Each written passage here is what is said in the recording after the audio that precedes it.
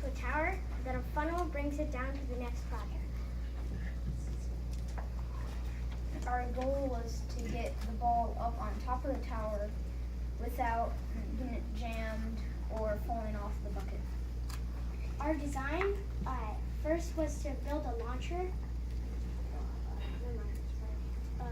Our design was to make a robotic hand that brings it up and then and goes it out to the next project. And our build was to we used lots of dynamic parts, and like the pegs, axles, and bushings that we used.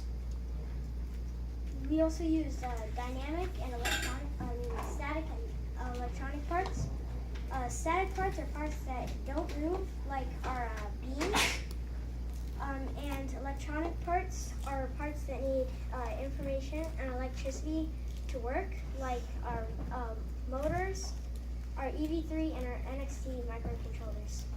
Our program was to have one motor turn for so many rotations, and then turn back, and that was to lift the arm up using the string. And then the other side, which is the barrel of the balls, would release, once the ultrasonic sensor senses the arm coming down, it would open a hatch, letting one ball into the hand, and then letting it go up. Once we did that, we tested our program, but there were many problems. Like at first, we were going to build a launcher that flipped the ball up, but we weren't able to get it high enough.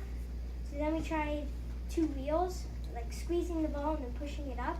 That didn't work. Then we thought of the robotic arm, and that ended up working. Any questions?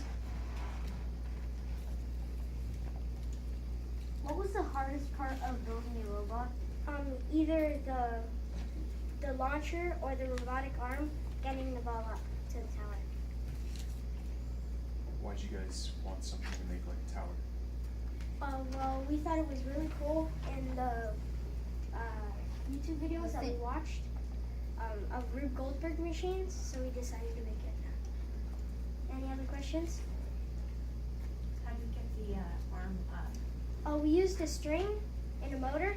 So the string goes throughout the project, and the motor reels up the string. Does it reset at the end, or do you guys have to reset? Well, at the end, once it brings it up, it will stop, and then we'll bring it back down. Any others?